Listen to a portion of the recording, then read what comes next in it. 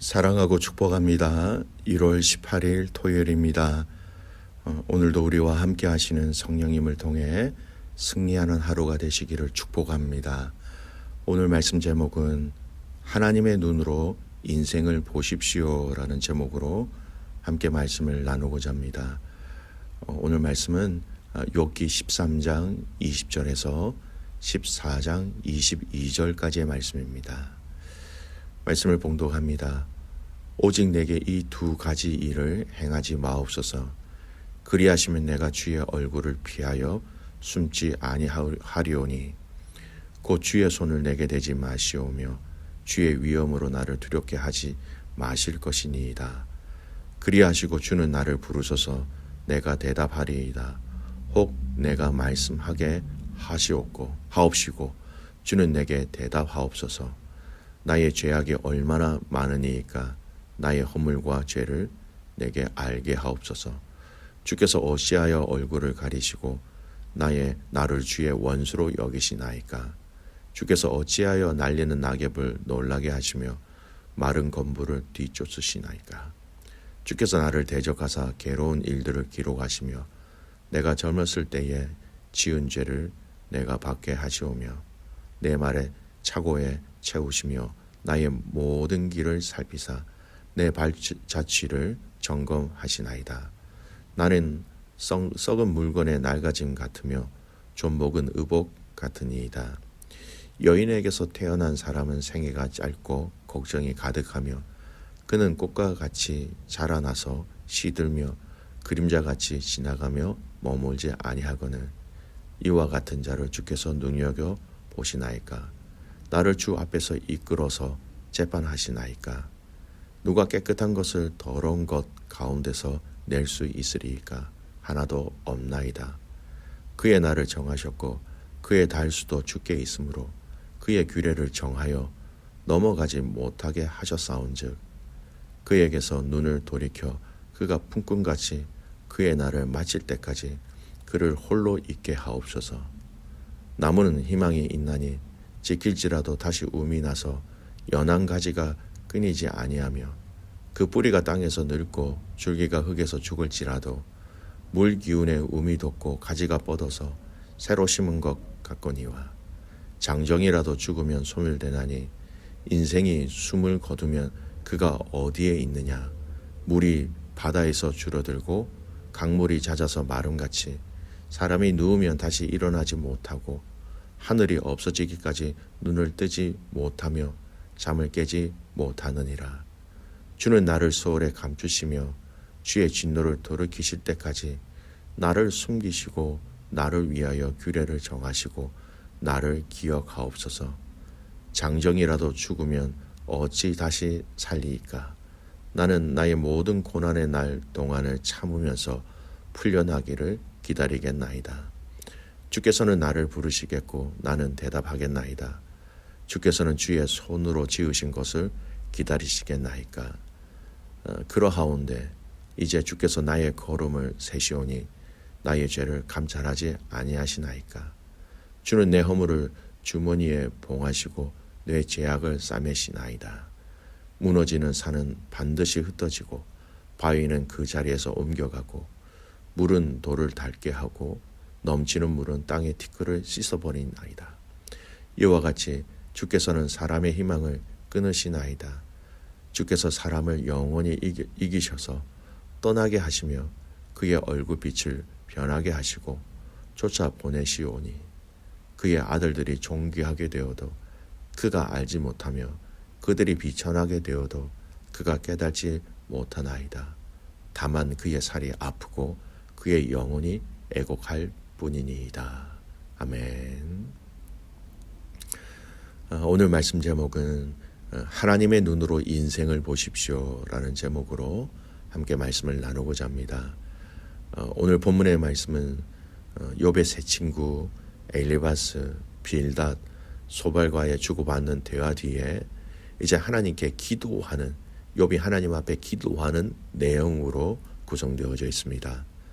즉 이전까지의 본문은 다 듣는 대상이 친구들이었습니다. 그러나 오늘 본문은 욥이 하나님께 드리는 기도라고 보시면 이 본문의 내용을 더 쉽게 잘 이해할 수 있습니다. 13장 3절 어제 본문에 보시면 참으로 나는 전능자에게 말씀하려 하며 하나님과 변론하러 하노라. 욥이 세 친구들과 이 첫 번째 대화를 다 나눈 뒤에 이제는 내가 하나님 앞에 직접 간구하겠다. 직접 대면하여서 하나님과 이야기하고 싶다. 그래서 오늘 본문부터는 직접 하나님 앞에 기도하는 내용이 시작되어지는 것입니다. 이 기도의 내용 가운데 우리는 욥의 마음, 참 중요한 그 마음을 잘 알 수 있는 두 가지를 발견하게 됩니다. 말씀을 한번 보겠습니다. 오늘 본문의 말씀 13장 22절 말씀에 보면요. 그리하시고 주는 나를 부르소서 내가 대답하리이다. 혹 내가 말씀하게 하옵시고 주는 내게 대답하옵소서. 이 14장 15절 말씀 한 구절 더 보겠습니다. 주께서는 나를 부르시겠고 나는 대답하겠나이다. 주께서는 주의 손으로 지으신 것을 기다리시겠나이다. 하나님, 나의 지금 이 고통의 원인, 고통의 근간, 그리고 이러한 인생에 이해할 수 없는 일들에 대해서 하나님께 직접 대면하고 이야기하고 싶습니다. 이렇게 얘기하는 거예요. 나를 부르신다면 내가 당장 지금 가서 당신께 말씀드리고 싶습니다. 나에게 물으신다면 내가 당신께 가서 저도 또한 묻고 싶어요. 질문하고 싶어요. 이런 의미의 말씀이죠. 여러분, 우리의 인생은 틀림없이 고난과 고통이 있습니다. 그런데 이 인생의 고난과 고통에 대해서 여러 가지 반응들이 있을 수 있지요. 아파하기도 하고 고통스러워하기도 하고 때로는 기도하기 힘들 때도 있지요. 정말 힘들면 기도하기 힘듭니다. 그래서 그때는 공동체에 함께 협력해주는, 함께 돕는 기도가 필요하지요. 정말 힘든 지체를 보면 주변의 믿음의 가족들이 공동체로서 함께 기도해 주는 것 너무나 중요합니다. 욥은 이제 자신의 이 고통과 고난 문제에 대해서 사람들과 대화하는 것이 아니라 이제 모든 것을 다 정리하고 하나님께 직접 이 문제를 가지고 나오는 것입니다. 이스라엘 백성들이 광야라는 생활을 하였지요. 그 광야에서 하나님이 이스라엘 백성들에게 참 많은 일들을 행하셨습니다. 애굽에서 절대적인 그 하나님의 일하심을 여러분 정말 많이 보았지요. 애굽에서는 그들이 나오기 전까지 10가지 재앙이 있기 전까지는 그걸 볼 수 없었습니다. 여러분, 이 광야에서, 거친 광야에서, 척박한 광야에서 하나님이 먹이시고 입히시고 인도하시고 돌보시는 것을 직접 경험할 수 있었다라는 것이죠. 여러분, 아무것도 없는 그 광야, 우리 인생을 이렇게 얘기하지 않습니까? 아픔과 고난이 많기 때문에 광야 같은 인생, 얼마나 그렇게 얘기합니까? 근데 여러분, 그 광야 같은 그 인생, 그때는 오히려 하나님의 음성을 듣기에 최적의 장소가 된다라는 거예요. 광야는 다른 소리가 들리지 않습니다. 고통스럽지만 다른 소리가 들리지 않습니다. 조금만 포커스를 맞추면 하나님께 그 시선을 두고 하나님이 나에게 지금 무엇을 얘기하시는지 더 깊이 알 수 있는 것이죠. 오늘 욥은 이 고난 중에서 이제 하나님께 직접 나와 물어보며 하나님의 뜻을 구하며 알기를 원하고 있는 것입니다. 사랑하는 귀한 믿음의 가족 여러분, 우리 인생 고난은 틀림없이 옵니다. 이 말은 틀림없이 우리에게 오는 이 고난을 내가 하나님을 더 깊이 만나는 광야와 같은 시간, 광야와 같은 장소라는 것을 잊지 마시기를 바랍니다. 두 번째, 오늘 이 말씀을 보면서 욥은 인간의 인생에 대해서 깊이 깨달았다라는 것을 알고 있습니다. 발견하게 됩니다. 14장이 그런 내용이에요. 1, 2절 말씀 보십시오. 여인에게서 태어난 사람은 생애가 짧고 걱정이 가득하며 그런 꽃과 같이 자라나서 시들며 그림자같이 지나가며 머물지 아니하거늘. 인간의 유한한 인생을 고백하고 있습니다. 있다가 없어지는 안개와 같은 것이 인생이라는 것이죠. 오늘 본문은요, 본문을 보면 욥은 인생의 희망적인 이야기와 절망적인 이야기를 함께하고 있습니다. 7절에서 17절까지 다 그 얘기인데요. 7절에서 10절까지 말씀만 한번 읽어보겠습니다. 제가 읽을게요. 나무는 희망이 있나니 지킬지라도 다시 움이 나서 연한 가지가 끊이지 아니하며 그 뿌리가 땅에서 늙고 줄기가 흙에서 죽을지라도 물 기운에 움이 돋고 가지가 뻗어서 새로 심은 것과 같거니와 장정이라도 죽으면 소멸되나니 인생이 숨을 거두면 그가 어디 있느냐. 여러분, 인생을 나무에 비유하고 있습니다. 나무가 움이 나고 가지가 계속 이어지고 다시 죽을지라도 그 물기운으로 새로 심은 것과 같이 가지가 나오는데 인생은 그렇지 않다라는 겁니다. 10절에 장정이라는 단어를 이렇게 이야기하고 있다라는 것이죠. 인생 장정이 죽으면 어떻게 됩니까? 이 10절 말씀 세번역은 이렇게 얘기합니다. 그러나 아무리 힘센 사람이라도 한번 죽으면 사라지게 되어 있고 숨을 거두면 그가 어디에 있는지도 모르게 됩니다. 인생의 장정, 평안, 잘 나갈 때가 있지만 그가 죽으면 아무것도 아니다라고 인생의 일반적인 진리를 이야기하고 있다는 것입니다. 여러분, 이 내용은 정말 우리가 유념해야 할 것이 있습니다. 처음 듣는 내용은 아니지요. 세상 사람들도 이 일반적인 이 인생은 태어났다 이렇게 가면 끝나는 것이다 라는 일반적인 이 내용을 다 알고 있습니다. 하지만 우리 믿음의 성도에게는 세상과 다른 것이 있지요.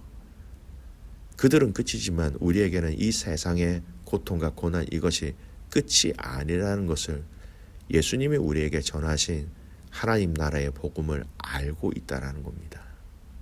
하지만 우리의 일상생활은 예수님이 전하신 그 하나님 나라의 복음의 내용과는 전혀 상관없는 듯 살아가는 것이 우리의 현실일 때가 너무나 많이 있습니다.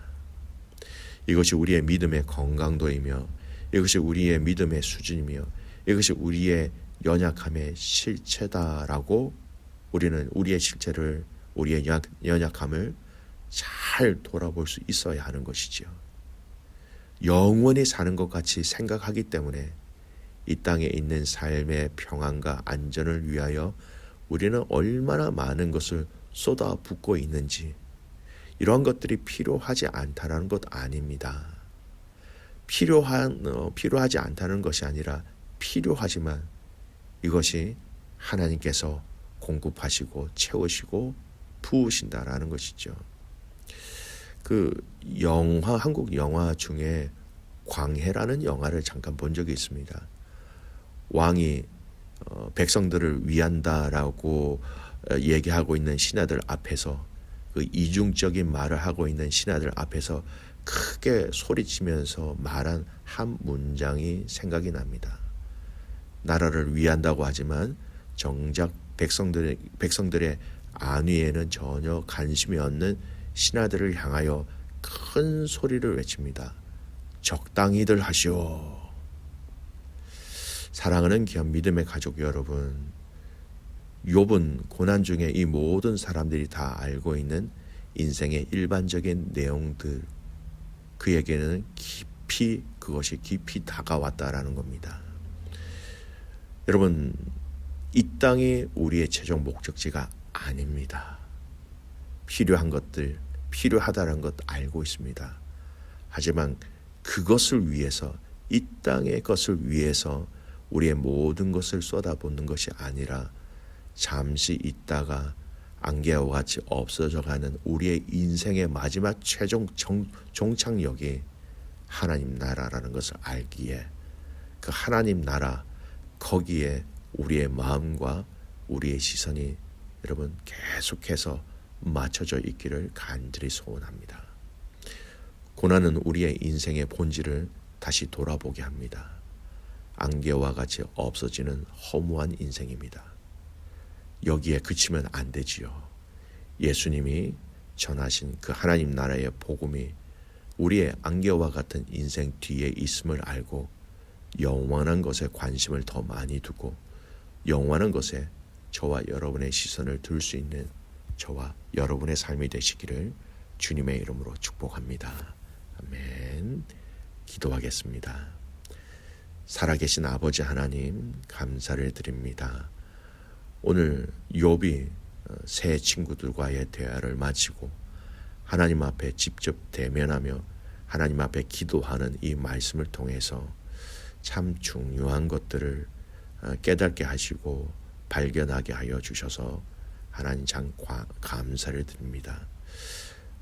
고통이라는 것, 광야에 있는 것 같은 정말 외롭고 힘들고 어려운 시절이지만 그때가 하나님의 음성을 제일 명확하게 들을 수 있는 때라는 것을 잊지 않는 저희들 되게 하여 주시옵소서. 하나님께 기도하면서 욥은 인생의 가장 근본적인 부분들을 이야기하고 있습니다. 안개와 같이 있다가 없어지는 이 인생이 어디로 가야 하는지 오늘 이 말씀을 통하여 다시 한 번 더 생각하게 하여 주신 것 감사합니다. 이 땅에서 영원히 사는 것이 아니라 우리가 가야 할 최종 목적지가 있다는 것을 알게 하시고 그것을 위해서 그것을 향한 우리의 아름답고 복된 인생 될 수 있도록 하나님 역사하여 주시옵소서. 내일은 온 가족들이 함께 모여 하나님 앞에 연합하여 예배드리는 감사주일 예배입니다. 하나님, 그 감사의 제목들 가운데 놀라운 하나님의 기적과 하나님의 위로와 우리의 고통과 고난 중에서도 그 감사를 선포하는 귀한 믿음의 가족들의 예배가 되게 하여 주시옵소서. 그렇게 행하실 주님을 신뢰하며 살아서 역사하시는 예수님의 이름으로 기도드리옵나이다. 아멘.